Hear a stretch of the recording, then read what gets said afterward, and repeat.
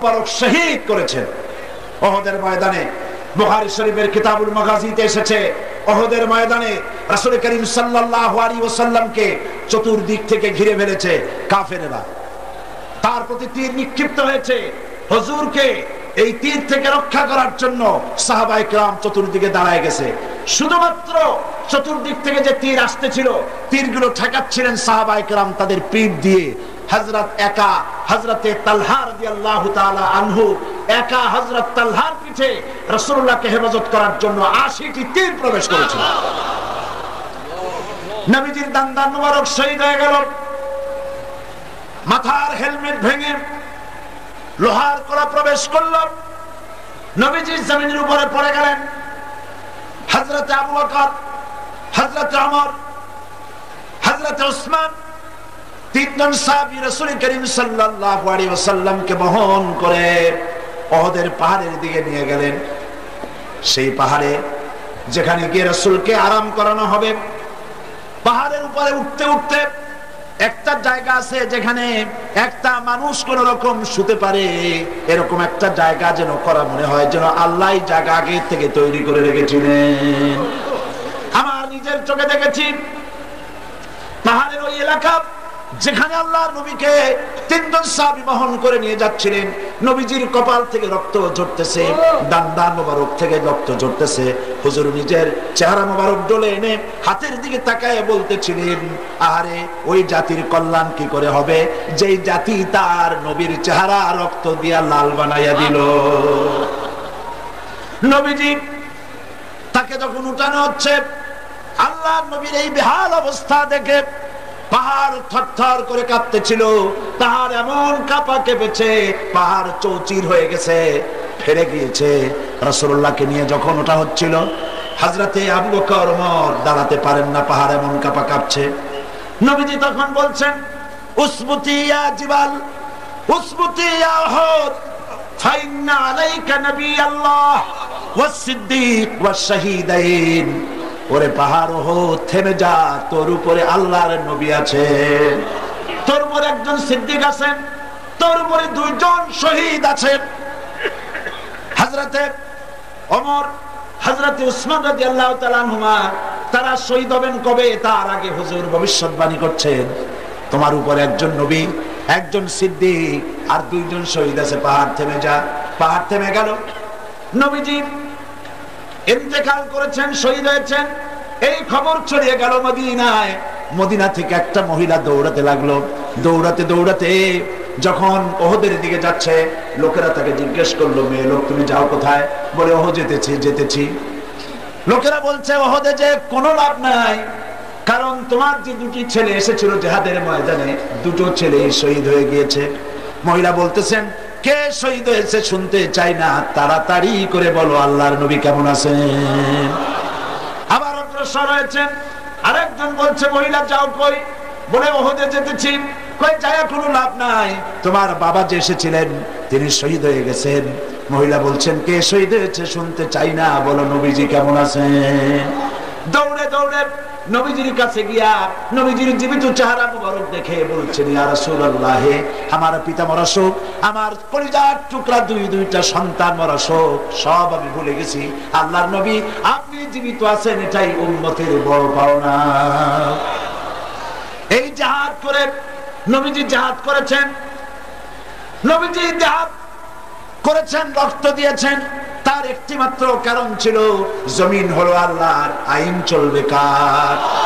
জোরে বলেন, জমিন আল্লাহর, আইন চলবে কার? আলা লাহুল খালকু ওয়াল আমর ইনিল হুকমু ইল্লা লিল্লাহ। জমিন আল্লাহর, আইন চলবে আল্লাহ। কারো বাপের আইন দিয়ে দেশ চলতে পারে না। আইন চলবে কার? আল্লাহ পাকের আইন দিয়ে দেশ চলবে। এটাই ছিল নবী করিম সাল্লাল্লাহু আলাইহি ওয়াসাল্লামের ইচ্ছা, আল্লাহ পাকের মানসা মুবারক। সুতরাং ইসলাম হচ্ছে একটি বিপ্লবী মতাদর্শ যা সমগ্র পৃথিবীর সমাজ ব্যবস্থার আমূল পরিবর্তন করে নিজস্ব আদর্শ দিয়ে ঢেলে সাজাতে চায়। আর মুসলমান হচ্ছে সেই আন্তর্জাতিক বিপ্লবী দল যারা আল্লাহর রং দিয়ে দুনিয়াকে রাঙাতে চায়। আর এই উদ্দেশ্য হাসিলের জন্য ইসলামী দলের বিপ্লবী চেষ্টা সাধন এবং চূড়ান্ত শক্তি প্রয়োগের নামই হচ্ছে জিহাদ। এটার নাম কি? জিহাদ। ইহুদি, খ্রিস্টান, দুনিয়ার বিভিন্ন জাতি, তারা দেশ দখলের জন্য তারা যে লড়াই করে, এই লড়াইয়ের নাম দস্যুতা। এই লড়াইয়ের নাম কি? দস্যুতা। তারা দস্যু বৃত্তি করে দুনিয়ার ছোট ছোট দেশগুলিকে নিজেদের প্রধানত করার জন্য চেষ্টা চালায়। সুতরাং জিহাদের উদ্দেশ্য হবে মানব সমাজে আল্লাহর আইন চালু করা। কার আইন? আল্লাহর আইনকে চালু করা। এটাই হচ্ছে জিহাদের মূল উদ্দেশ্য। আর এই উদ্দেশ্যে যারা লড়াই করে, আল্লাহ পাক তাদের উপরে, তাদেরকে ভালোবাসেন, তাদের উপরে আল্লাহ পাক রহমত নাজিল করেন। যারা জিহাদ করে আল্লাহর দ্বীন কায়েমের জন্য, আল্লাহর দ্বীন প্রতিষ্ঠার জন্য, কোরআনের আইন চালু করার জন্য যারা লড়াই করে, তাদের জন্য আল্লাহ পাক রেখেছেন বিরাট নিয়ামত, বিরাট পুরস্কার দুনিয়া এবং আখিরাতে। তবে লড়াই করতে গিয়ে যুদ্ধের ময়দানে শাহাদাতের তামান্না সম্পর্কে রাসূলুল্লাহ বলেছেন, যার ভিতরে শাহাদাতের তামান্না নাই, মুনাফিকের মউত হবে। জিহাদের ইচ্ছাও নাই, মুনাফিকের মউত হবে। বলুন নাউযুবিল্লাহি মিন যালিক। এই মুনাফিকের মউত যেন আমাদের না হয়। জিহাদ, আপনারা কি জিহাদকে ভয় পান? রাসূলুল্লাহ বলেছেন,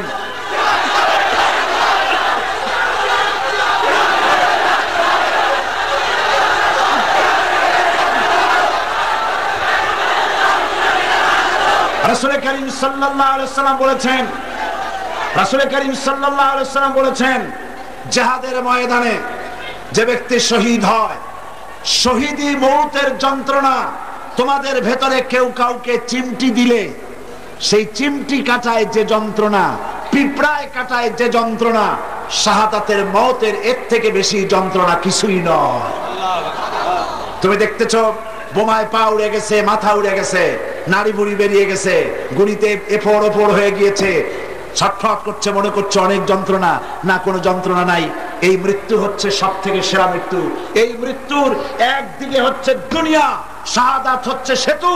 এই সেতু পার হলেই আল্লাহ রাব্বুল আলামিনের সঙ্গে দিদার নসিব হয়ে যাবে। হযরতে বুখারী শরীফে এসেছে, বুখারী শরীফে এসেছে, রাসূল করিম সাল্লাল্লাহু আলাইহি ওয়াসাল্লামের হিজরতের পর আব্দুল উজ্জা নামক এক যুবক, 20 বছরের যুবক, এতিম, চাচার কাছে তিনি প্রতিপালিত হচ্ছিলেন। তিনি রাসূলের হিজরতের পর চাচার কাছে গিয়ে বলছেন, চাচা, মুহাম্মদ সাল্লাল্লাহু আলাইহি ওয়াসাল্লামের সম্পর্কে আপনার ধারণা কি? তো বলছে, তিনি তো শেষ নবী বলেই তিনি বলেন, লোকেরাও বলে। আব্দুল উজ্জা বলছেন, আপনি কি মুসলমান হবেন? তিনি বলছেন, কখনোই না। ভাতিজা বলছেন, আমার তো ইচ্ছে ছিল আপনি মুসলমান হলে আমার জন্য ইসলাম কবুল করা সহজ হয়ে যায়। তা আপনি যখন ইসলাম কবুল করবেন না, তখন আপনাকে সাক্ষী রেখে আমি বলছি, আমি আর ধৈর্য ধারণ করতে পারছি না। আমি ঘোষণা করলাম, সাক্ষী আপনি থাকুন। আল্লাহকে সাক্ষী রেখে বলছি, আমি আর কাফের রইলাম না, আমি মুসলমান হয়ে গেলাম। লা ইলাহা ইল্লাল্লাহু মুহাম্মাদুর রাসূলুল্লাহ।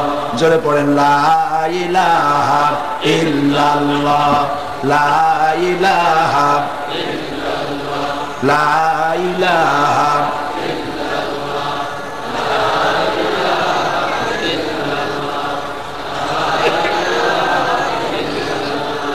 লা ইলাহা ইল্লাল্লাহু মুহাম্মাদুর রাসূলুল্লাহ। চাচা বলছে, আব্দুল উজ্জা, তুমি কি জানো এর পরিণতি কি? কয় না, জানি না। পরিণতি হচ্ছে, তুমি যখন ইসলাম কবুল করেছো, আমি তোমাকে সোনা দানা দিয়েছি, বাড়ি ঘর দিয়েছি, উট ঘোড়া দিয়েছি, সব ফিরিয়ে দাও। তিনি বললেন, কোনো অসুবিধা নাই, সব ফিরিয়ে দিলাম, নিয়ে যান। চাচা বলছে, এতেই হবে না, তোমার গায়ের জামা, তোমার পরনের লুঙ্গি আমার দেওয়া, এটাও ফেরত দাও। যুবক ছেলে গায়ের জামা এবং পরনের লুঙ্গিও খুলে দিয়ে দিলেন। উলঙ্গ অবস্থায় মায়ের কাছে গিয়ে হাজির। মা নিজের যুবক ছেলেকে উলঙ্গ দেখে 2 হাত দিয়ে চোখ চেপে ধরেছেন। বলছেন, বাবা, তোমার এই করুণ দশা কেন? ছেলে বলছে, মা, ইসলাম কবুল করার কারণে আমার এই করুণ দশা হয়েছে। মা জিজ্ঞেস করছে, বাবা তুমি আমার কাছে কি চাও? তিনি বললেন, আমি এখন বিশ্বনবী মুহাম্মদ সাল্লাল্লাহু আলাইহি ওয়াসাল্লামের কদম মোবারকের কাছে হাজির হতে চাই, আমাকে এক টুকরা কাপড় দিয়ে মা তুমি আমাকে সাহায্য করো। মা বলছে, আমার কাছে তো কোনো কাপড় নাই। একটা ছেঁড়া কম্বল তিনি দিয়ে দিলেন। এই কম্বলটা তিনি পরলেন, এক টুকরা গায়ে দিলেন ছিঁড়ে, আর এক টুকরা পরলেন, তা হাঁটুর উপরে থাকলো, হাঁটু ঢাকলো না। এই অবস্থায় তিনি হেঁটে হেঁটে বহু কষ্ট করে মদিনা মুনাওয়ারায় পৌঁছে গেলেন। বাবে জিবরিল থেকে ঢুকলেন, সেখানে তিনি বসে আছেন। রাসূল করিম সাল্লাল্লাহু আলাইহি সাল্লাম হুজরা শরীফ থেকে বেরিয়ে দেখেন এক যুবক, মাথার চুলগুলো এলোমেলো, চোখ কোটগত, সফরের আসর তার চেহারার মধ্যে, হাঁটু বের করা, মসজিদে নববীতে বসা। তুমি কে? তিনি বললেন, আমার নাম আব্দুল উজ্জা। তোমার এই হালত কেন? তিনি ঘটনা শোনালেন। নবীজি বললেন, তোমার নাম আব্দুল উজ্জা নয়, তোমার নাম রেখে দিলাম আব্দুল্লাহ, তুমি আব্দুল্লাহ। হাদিস শরীফে এর নামই এসেছে, ওনার নামই এসেছে আব্দুল্লাহ যুলবাজাদাইন। তাকে নেওয়া হলো আসহাবে সুফফার কাছে, নিয়ে রাসূলুল্লাহ বললেন, একে কোরআন শরীফ শিখাও। আসহাবে সুফফা হচ্ছেন সেই সব সাহাবী যাদের বাড়ি নাই, ঘর নাই, স্ত্রী পুত্র কোথায় আছে খোঁজ নাই, যারা এখানে বসে আল্লাহর দ্বীনের জন্য ঘর বাড়ি নাই, এখানে বসে থাকেন, খাবার পাইলে খান আর খাবার না পাইলে তারা বসে থাকেন। রাসূলুল্লাহর কাছে কোনো খাবার এসে তা দেওয়া হয়। আসহাবে সুফফার চবুতরা এখনো মসজিদে নববীর মধ্যে আছে। যারা হজ করতে গেছেন মদিনা মুনাওয়ারায় তারা দেখেছেন। যারা যেতে পারেন নাই, আজকের এই তাফসীরের মাহফিলে দোয়া করি, আল্লাহ যেন এই মাহফিলে যত লোক এসেছে সমস্ত মুসলমান নরনারীকে একটা বার রাসূলুল্লাহর রওজায় গিয়ে সালাম দেওয়ার তৌফিক দান করে দেন। আল্লাহ পাক যেন হজ নসিব করে দেন।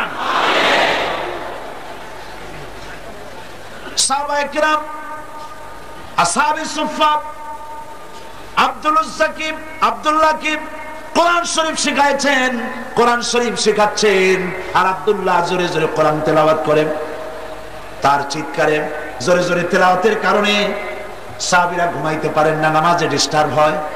রাসূলুল্লাহ আসছেন পরে, তারা বললেন, ইয়া রাসূলুল্লাহ, আব্দুল্লাহকে নিষেধ করুন, তার চিল্লানিতে আমরা নামাজ পড়তে পারি না, ঘুমাইতে পারি না, চিল্লায়া কোরআন শরীফ তেলাওয়াত করেন।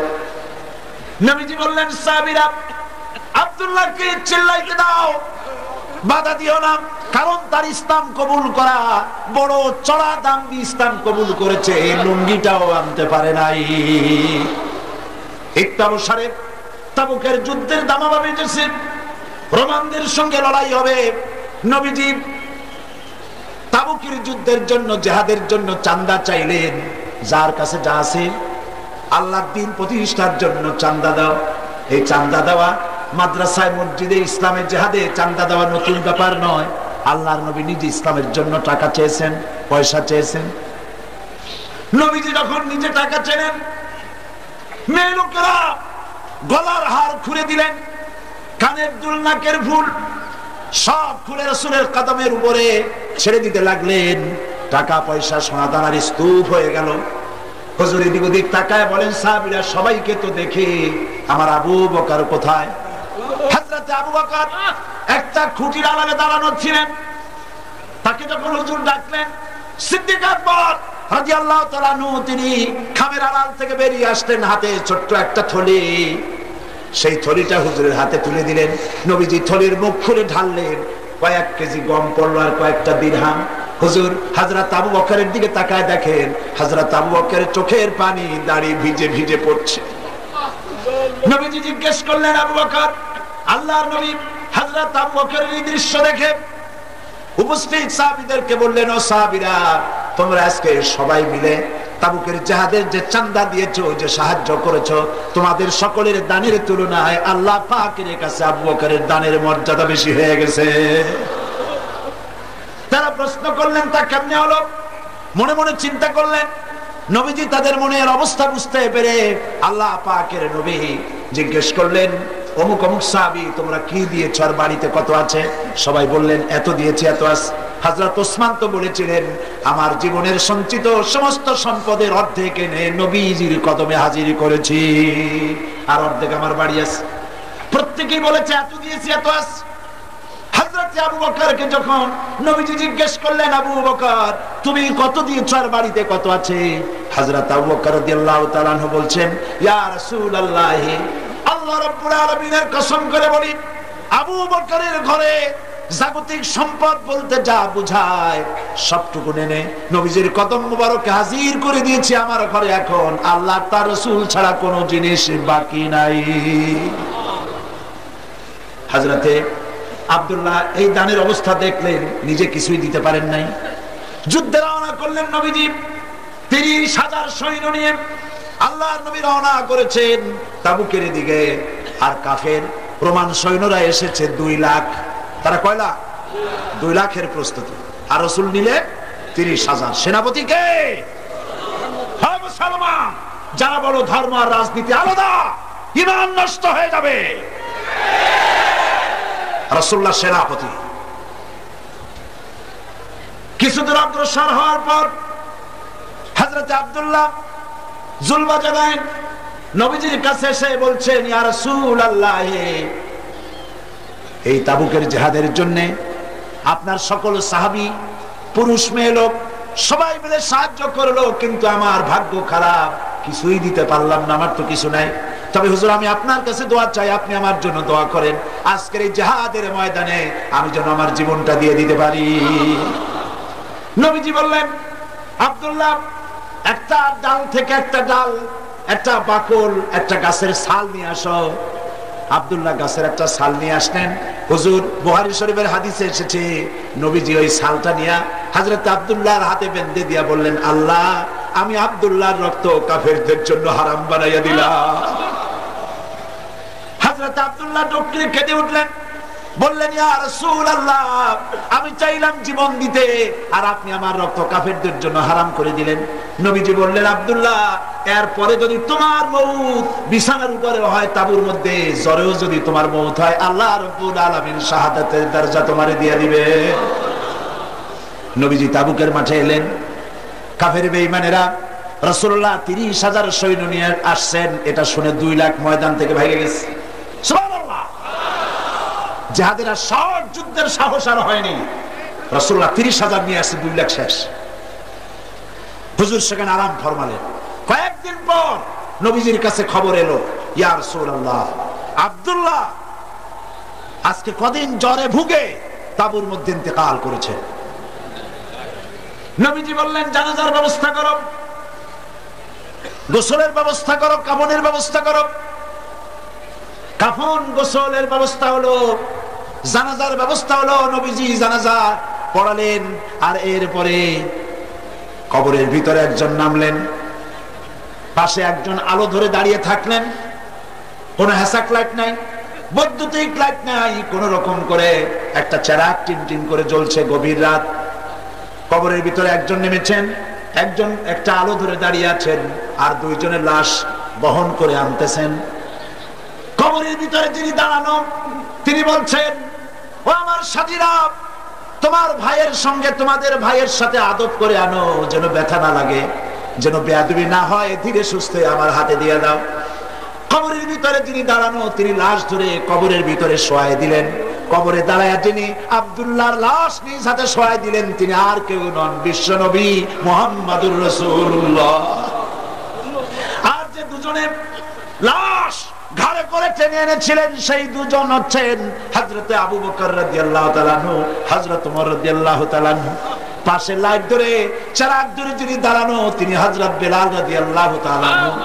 হযরত ইবনে মাসউদ রাদিয়াল্লাহু তাআলা আনহু পাশে বসে কেঁদে কেঁদে বলেন, আরে আজকে যদি এই কবরে আব্দুল্লাহর লাশ না হয়ে যদি আমার লাশটা হতো, আমার ভাগ্যটা খুলে যেত।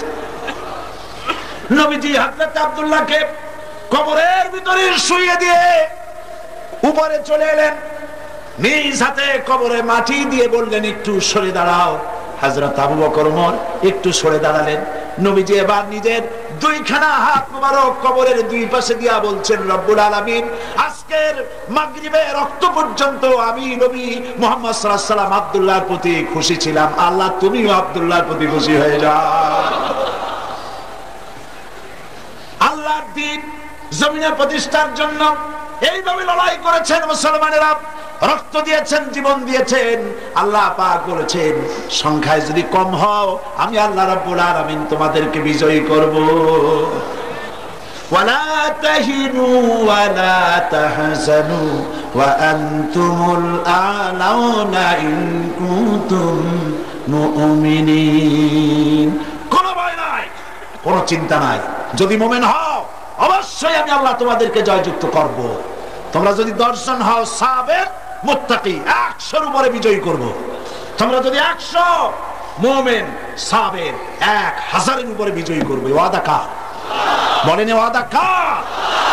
হযরত সাদ বিন আবি ওয়াক্কাস রাদিয়াল্লাহু তাআলা আনহু 60,000 সাহাবীদের নিয়ে পারস্যের বহরস নগর অবরোধ করে টাইগ্রিস নদীর কিনারে দাঁড়িয়েছেন। রাতের আধারে, অন্ধকার রজনী, শ্রাবণের খরস্রোতা নদী, উত্তাল ঢেউ চলছে। জিজ্ঞেস করছেন ইসলামের পতাকা এ পর্যন্ত থাকবে না নদীর ওপারেও ইসলাম নিতে চাও? সাহাবীরা বললেন সেনাপতি আপনি যা নির্দেশ করবেন সেটাই মানব, আমরা এই দরিয়ার ওপারেও ইসলামকে নিয়ে যেতে চাই। সাহাবায়ে কেরাম যে রক্ত দিয়েছেন, কোরবানি করেছেন, স্যাক্রিফাইস করেছেন, আমাদের মা বাবার রক্ত সব সাহাবীদের পায়ের উপরে উৎসর্গ করে দিলেও ঋণ শোধ হবে না। ময়দানে হযরত সাদ বলছেন 60,000 অশ্বারোহী উষ্ট্রারোহী সেনাবাহিনী আমার সাথে, সকলে উচ্চারণ করো নাস্তাইনু বিল্লাহ ওয়া নাতাওয়াক্কালু আলাইহি হাসবুনাল্লাহ নি'মাল ওয়াকিল নি'মাল মাওলা ওয়া নি'মান নাসির। এটা উচ্চারণ করো, ঝাঁপায় পড়ো বিসমিল্লাহ বলে দরিয়ার বুকে রাতের অন্ধকারে হযরত সাদ বিন আবি ওয়াক্কাস 60,000 সৈন্য নিয়ে দরিয়া পার হয়ে ওপারে চলে গেলেন। একটা ঘোড়াও হারায় নাই, একটা মানুষও হারায় নাই। বিশ্বকবি আল্লামা ইকবাল, আল্লাহ জান্নাতুল ফেরদাউস নসিব করুন। আমার দেশেরও কবি আল্লামা ইকবালও কবি, আমার দেশের নাস্তিক কবি, যে বলে ফজরের আজান শুনলে মনে হয় যেন বেশ্যা তার খরিদ্দার ডাকতেছে। এই নরধম, এই জাহান্নামের কীটকে জাতীয় কবি, বাংলাদেশের বড় কবি বলে ঘোষণা করা হয়।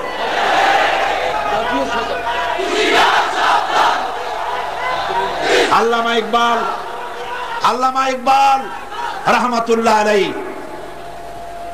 আমি তার জন্য শুধু দোয়াই আসে, তার প্রত্যেকটা শের আমার কাছে মনে হয় কোরআনের জীবন্ত তাফসীর হয়ে বেরোচ্ছে। দাড়ি নাই, মুসলমান একটা ব্যক্তি, প্যান্ট শার্ট পরা, কোরআনে কারীমের এত বড় খিদমত এবং ইসলামকে আন্দোলন হিসাবে কিভাবে চিত্রিত করলেন, কিভাবে ফুটে উঠল তার কবিতা, আমি অবাক হয়েছি। অক্সফোর্ডে লেখাপড়া করেছেন, পাশ্চাত্যে লেখাপড়া করে মন মস্তিষ্কের এই পরিবর্তন কেমনে হইল? ইসলামের দিকে। নাস্তিক মোরতাদ হয়ে যাওয়াই তো স্বাভাবিক ছিল। ইসলামের গালি দিলেই তো বড় বড় ন্যাশনাল প্রফেসর হওয়া যায়, বুদ্ধিজীবী হওয়া যায়। বুদ্ধিজীবী হওয়ার জন্য 2টা শর্ত, নাস্তিক হইতে হবে, মোরতাদ হইতে হবে, আর মাথায় চুল থাকবে না। ইন্টারন্যাশনাল এয়ারপোর্ট, এইটা হবে মাথা, তাহলে সরকারের কাছ থেকে পুরস্কার পাওয়া যাবে। বন্ধুগণ, আল্লামা ইকবাল আমি খুব খুঁজেছি কি করে এই পরিবর্তন তার মধ্যে এলো। দেখলাম তার এক কিতাবের মধ্যে তিনি লিখেছেন, খিরা না কর সিকাম মাগরিবি কি দাওয়া দানিশ, খিরা না কর সিকাম মাগরিবি কি দাওয়া দানিশ, সুরমা থা আকা মেরা খাকে মদিনা। পাশ্চাত্যের চাকচিক্য আমার চক্ষুকে প্রতারিত করতে পারে নাই, কারণ মদিনার ধুলা বালি গুলো আমার চোখে সুরমা হয়ে লাগানো ছিল। আল্লামা ইকবাল সাদ বিন আবি ওয়াক্কাসের ঘটনাকে কি সুন্দর করে বর্ণনা করছেন শেরের মধ্যে। দস্তো দস্ত है दरिया भी न छोड़े हमने, दस्तो दस्त है दरिया भी न छोड़े हमने, बहरे जुल्मत पे दौड़ा दिए घोड़े हमने। প্রান্ত প্রান্ত শ্রাবণের খরচ্ছাত্রতা উত্তাল তরঙ্গমালার উপর দিয়ে রাতের আধারে 60,000 সৈন্য নিয়ে আমরা মুসলমানেরা আফ্রিকার ভূখণ্ডে কালেমার পতাকা উড়াইছি। সেই মুসলমান আজ পৃথিবীতে 130 কোটি মুসলমানের সংখ্যায় দিক থেকে এত বিপুল সংখ্যা হয়েছে, ইজ্জত নাই, সম্মান নাই, তারা আজকে ইজ্জত, সম্মান, ঈমান সব হারাচ্ছে। হযরতে সাদ যখন চলে গিয়েছেন আফ্রিকার ভূখণ্ডে, তাকে সেই জায়গার শাসকরা জঙ্গলের কাছে জায়গা করেছে, এখানে থাকে। তাদের ধারণা ছিল জঙ্গলের হিংস্র প্রাণী, এরা এদেরকে মেরে শেষ করে ফেলবে, খেয়ে ফেলবে। তিনি বললেন, সাথীদের বললেন, একটা মঞ্চ বানাও। একটি মঞ্চ তৈরি হলো। তিনি মঞ্চের উপরে দাঁড়িয়ে বললেন, ইয়া আইয়াতুহাল হাশারাত ওয়াসসিবাউ নাহনু আসহাবু রাসূলুল্লাহ সাল্লাল্লাহু আলাইহি ওয়াসাল্লাম ফারজিউ ফাইন্না নাজিলুন ফামান ওয়াজাদনা বাদাহু কাতালনাহু। হে জঙ্গলের হিংস্র প্রাণীরা, শুনতেছেন কথা? কমান্ডার বলছেন, কমান্ডার ইন চিফ রাসূলুল্লাহর সাহাবী বলছেন, হে জঙ্গলের প্রাণীরা শোনো, আমরা রাসূলুল্লাহর সাহাবী, ইসলাম প্রচার করার জন্য এখানে এসেছি। এখানে আমরা রাত্রি যাপন করব। সুতরাং আমাদের নিরাপত্তার কারণে এই এলাকা থেকে তোমরা সব অন্যত্র চলে যাও। আমার এই ঘোষণার পর যদি কোনো হিংস্র প্রাণী আমাদের সামনে পড়ে, তরবারি দিয়া ফয়সালা করা হবে। আফ্রিকার লোকেরা মনে করলো পাগলেরা কয় কি, মানুষের কথা কি জঙ্গলের প্রাণীরা শোনে? ইতিহাস সাক্ষী, হযরতে সাদের এই ঘোষণার পরে স্থানীয় লোকেরা তাকিয়ে দেখলো, বাঘের লাইনে বাঘ, সাপের লাইনে সাপ, সিংহের লাইনে সিংহ, যার যার আন্ডা বাচ্চা কাঁধে করে মুখে করে সব এই এলাকা ছেড়ে অন্যত্র চলে গেল। আল্লাহর দ্বীন কায়েমের জন্য যদি মানুষ, মুসলমানেরা যদি অগ্রসর হয়, আজও আল্লাহ পাক সাহায্য করতে পারেন। কবি বলছেন, ফেজায়ে বদরে পয়দা কুন ফেরেশতে তেরি নুসরত কো উতার সকতে গর্দুঁ সে কতর অন্দর কতর আবি। বদরের প্রান্তরে মুসলমানদের জীবন ছিল, মুসলমানেরা জীবন আর মনোবল নিয়ে দ্বীনের জন্য স্যাক্রিফাইস করেছেন। ওই ঈমানের মনোবল যদি তোমাদের মধ্যেও হয়, আজ আকাশ থেকে কাতারে কাতারে ফেরেশতা তোমাদের সাহায্যের জন্য আল্লাহ অবতীর্ণ করে দিতে পারেন। সুতরাং এই জিহাদ ইসলামের জন্য জিহাদ, আল্লাহর দ্বীনকে জমিনে প্রতিষ্ঠা করার জন্য জিহাদ। আপনাদের সামনে আওলাদ রাসূল বলেছেন, কেউ কেউ বলছেন জিহাদের আর এখন আর কোনো প্রয়োজন নাই। জিহাদের প্রয়োজন এখন নাই তো কখন হবে? এখনই তো সময়। এই সময় এমন এক সময়, জনগণের নির্বাচিত সরকার মাদ্রাসা বন্ধ করে দিচ্ছে। আমি পার্লামেন্টে আওয়াজ তুলেছি, পার্লামেন্টে কথা বলেছি, মাদ্রাসার অপরাধ কি? মাদ্রাসার অপরাধ, রিজার্ভ ফান্ডে 1 লক্ষ করে টাকা নাই, মাদ্রাসার অপরাধ। লাইব্রেরিতে 2000 করে বই নাই, মাদ্রাসার অপরাধ।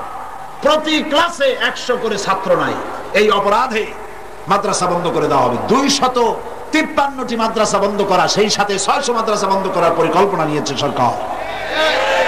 আমি পার্লামেন্টে, আমার বক্তব্য রেকর্ড হয়ে আছে, আমি পার্লামেন্টে বলেছি, যে অপরাধে মাদ্রাসা বন্ধ করা হচ্ছে, এই অপরাধে দেশের কয়টা কলেজ বন্ধ করা হয়েছে?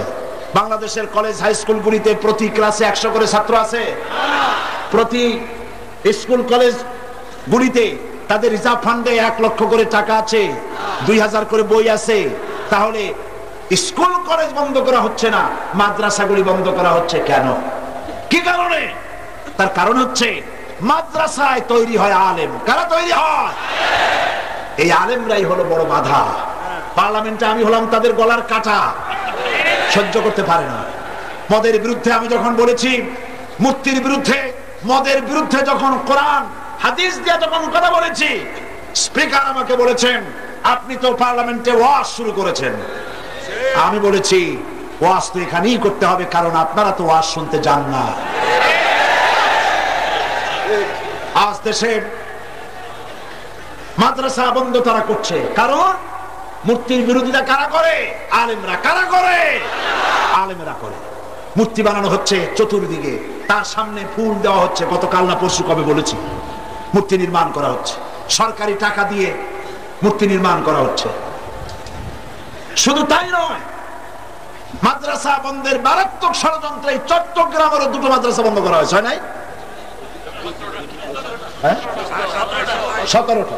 চট্টগ্রামের 17টি মাদ্রাসার মধ্যে গারাঙ্গিয়া আছে না? সাতকানিয়া, বাঁশখালী, গারাঙ্গিয়া, এই সব মাদ্রাসা বন্ধ করা হচ্ছে। এই মাদ্রাসা নাকি ভুয়া? এই মাদ্রাসাগুলি, গারাঙ্গিয়া মাদ্রাসা ভুয়া। গারাঙ্গিয়া মাদ্রাসা যদি ভুয়া হয় তাহলে বর্তমান সরকার বড় ভুয়া।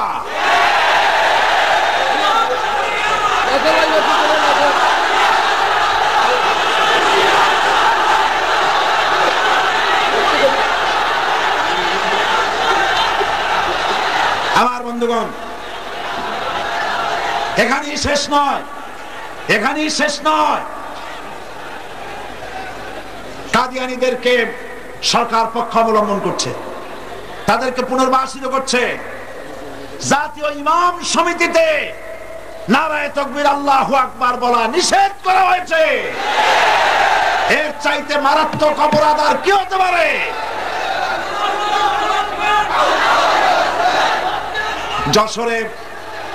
যশোরে উদীচীর সমাবেশে বোমা বিস্ফোরণ হলো, কাজী আরেফ নিহত হলেন। এর দায় দায়িত্ব সব নির্বিচারে ইসলামী আন্দোলনের কর্মী আর আলেম ওলামাদের মাথায় চাপিয়ে দেওয়া হলো। কি দুর্ভাগ্য! ঢাকা বিশ্ববিদ্যালয় থেকে নামাজি ছাত্রদেরকে পিটিয়ে বের করে দেওয়া হলো। ঢাকা বিশ্ববিদ্যালয়ের ছাত্রী হলে ছাত্রীরা কোরআনের প্রশিক্ষণ নেয় বলে তাদের সামনে কোরআন ছিঁড়ে নিক্ষেপ করা হলো। অসংখ্য কোরআন শরীফের কপি ডাস্টবিনে নিক্ষেপ করা হলো। সরকার কোনো গ্রেফতার করলো না, প্রতিবাদ করলো না। সিনেমার অশ্লীল ছবি দিয়ে গোটা দেশ অশ্লীলতা ছেয়ে ফেললো। বাংলাদেশের মানচিত্রের 1/10 পার্বত্য চট্টগ্রামকে ভারতের হাতে বিনামূল্যে তুলে দিল। এই সরকার দেশ বিরোধী, ইমান বিরোধী, ইসলাম বিরোধী যে কার্যকলাপ করছে, এর বিরুদ্ধে গোটা মুসলিম জনতাকে রুখে দাঁড়াবার আহ্বান জানাই।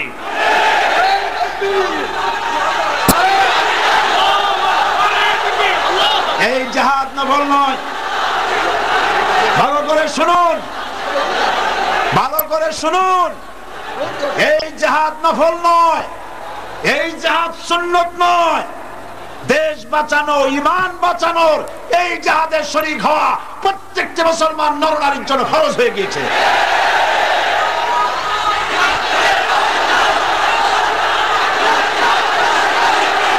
তাগুতি শক্তির বিরুদ্ধে,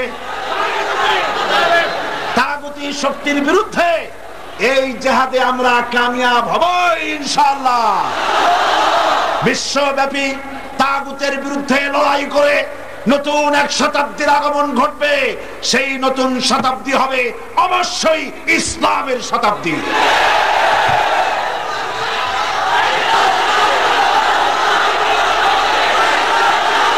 আপনারা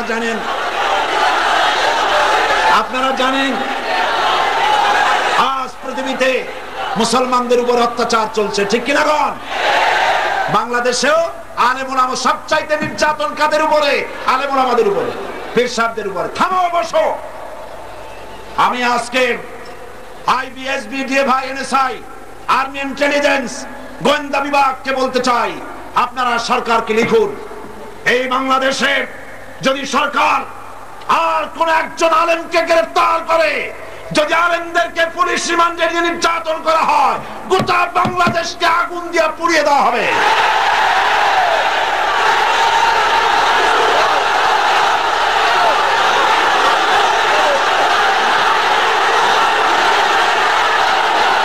বসুন,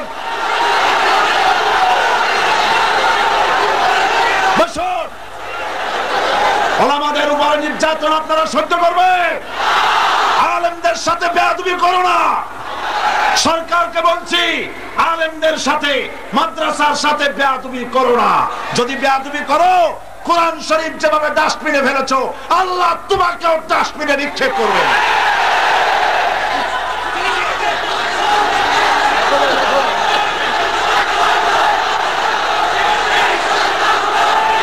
আজ অত্যাচার চলছে কাশ্মীরে। ও মুসলমানেরা শোনো, অত্যাচার কাশ্মীরে, অত্যাচার চেচনিয়ায়, বসনিয়ায়, আফগানে, ইরিত্রিয়ায়, সোমালিয়ায়, সারা পৃথিবী জুড়ে মুসলমানদের উপর অত্যাচার চলছে। তোমরা কি ভয় পাইছো? আপনারা কি ভয় পেয়েছেন? এই অত্যাচার এর মধ্য দিয়ে আমি দেখতে পাচ্ছি নতুন সূর্যের হাতছানি।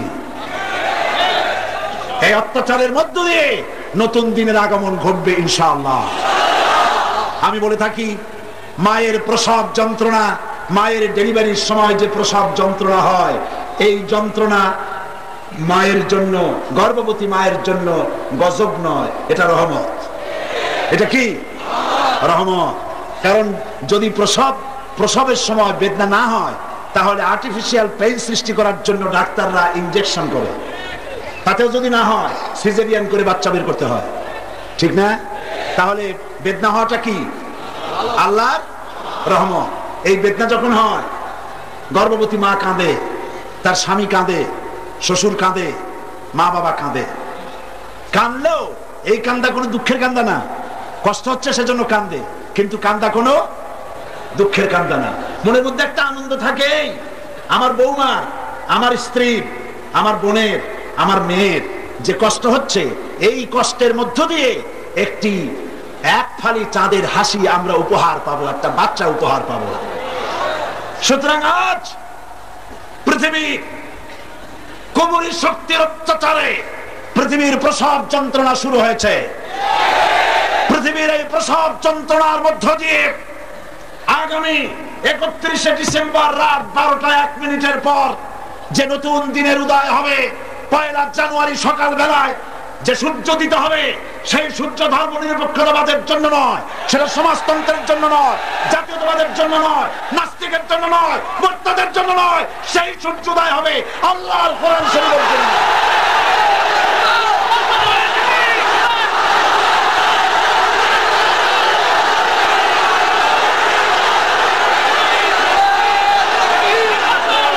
বসুন, বসুন, যার যার জায়গায় বসে পড়ুন, জোরে সোরে জিকির করেন সুবহানাল্লাহ, আলহামদুলিল্লাহ, লা ইলাহা ইল্লাল্লাহ, সুবহানাল্লাহ, জোরে।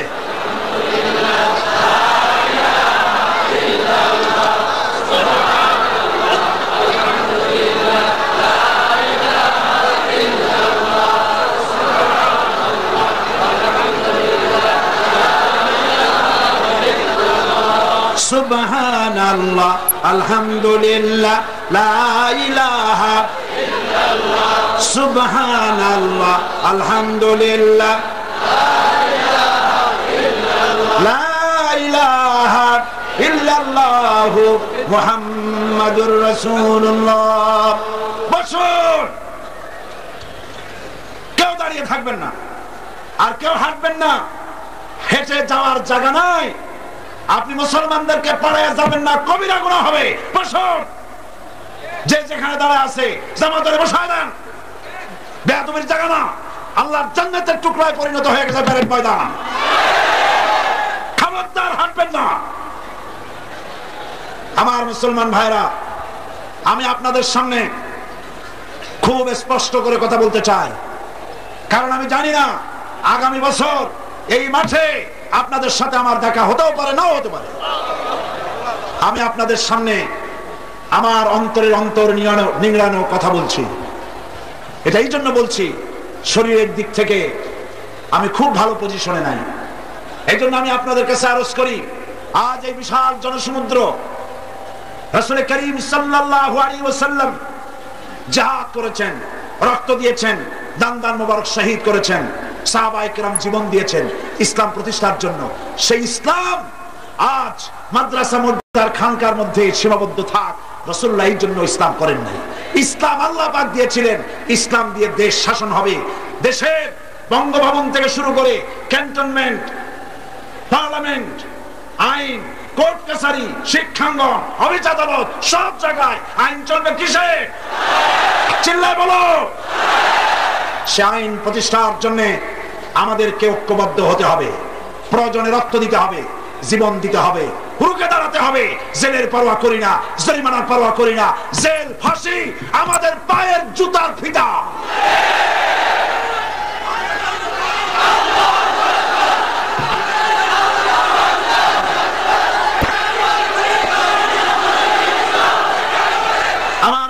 ভাইরা, আল্লাহর দ্বীন কায়েমের জন্য আপনারা কি প্রস্তুত আছেন? সেই প্রস্তুতি নিতে হবে, শক্তি অর্জন করতে হবে। সেই শক্তি হলো ঈমানের শক্তি। কিসের শক্তি? যারা বলেন কিসের শক্তি? সেই ঈমান আসবে নামাজের মধ্য দিয়ে। সেই নামাজ আছে কি? বহু মুসলমান আছে নামাজ পড়ে না। ওয়াজ মাহফিলে এসেছে ঠিক, তাফসীরের মাহফিলে এসেছে ঠিক, কিন্তু নামাজ পড়ে না। এই নামাজের ব্যাপারে বহুবার আমি এখানে বলেছি, বহুবার বলেছি।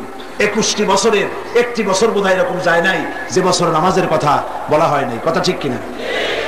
আজও বলি, নামাজ যদি না পড়ে, রাসূলুল্লাহ বলেছেন লা দীনা লিমান লা সালাত লাহু, তার কাছে দ্বীন নাই, ঈমান নাই যার কাছে নামাজ নাই। রাসূলুল্লাহ বলেছেন মান তারাকা সালাতান মুতাআম্মিদান ফাকাদ কাফারা, ইচ্ছে করে নামাজ ছেড়ে দিল সে কুফরি করলো। বলেন নাউযুবিল্লাহ। আমার বন্ধুগণ, আল্লাহ রাব্বুল আলামিন এই কোরআন শরীফের ভিতরে 82 জায়গায় বলেছেন বান্দারে নামাজ পড়, নামাজ পড়। হযরত মুসা আলাইহিস সালামের কাছে আল্লাহ রাব্বুল আলামিন প্রথম যে ওহী নাজিল করলেন, সে ওহীটা ছিল ইন্নানি আনাল্লাহ লা ইলাহা ইল্লা আনা ফা'বুদনি ওয়া আকিমিস সালাতা লিযিকরি। নিশ্চয় আমি আল্লাহ, আমি ছাড়া কোনো ইলাহ নাই, কোনো আইনদাতা নাই, বিধানদাতা নাই। আমার উদ্দেশ্যে আমার ইবাদত করো আর আমার শরণার্থে নামাজ কায়েম করো। আল্লাহ তার মুসা আলাইহিস সালামের প্রতি প্রথম ওহীতে নামাজের কথা শোনাই দিলেন। প্রত্যেক নবীর জন্য নামাজ ফরজ ছিল বিভিন্ন কায়দায়। রাসূল করিম সাল্লাল্লাহু আলাইহি ওয়াসাল্লাম তিনি বলেছেন আমার কাছে 3টা জিনিস প্রিয়। একটি হলো সুগন্ধি, একটা হলো স্ত্রী, আরেকটা হলো নামাজ। নামাজ আমার চক্ষুকে শীতল করে দেয়। এই নামাজ রাসূল করিম সাল্লাল্লাহু আলাইহি ওয়াসাল্লাম নামাজ সম্পর্কে বেশি তাকিদ করেছেন। হুজুর বলেছেন কিয়ামতের দিন আল্লাহ রাব্বুল আলামিন সর্বপ্রথম প্রশ্ন করবেন বান্দা নামাজ পড়েছো কিনা। নামাজ ফরজ নামাজ যার কবুল হয়ে যাবে, তার সমস্ত ভালো কাজগুলি আল্লাহর দরবারে মঞ্জুর হয়ে যাবে। নামাজ যার কবুল হবে না, তার কোনোটাই কবুল হবে না। এই নামাজ যেভাবে আমরা পড়ি এইভাবে নামাজ হয় না। নামাজ পড়তে হবে কিভাবে? সাল্লু কামা রাআইতুমুনি উসাল্লি। নামাজ পড়ো সেইভাবে যেভাবে আমাকে পড়তে দেখো। আমাকে কে? রাসূল করিম সাল্লাল্লাহু আলাইহি ওয়াসাল্লাম।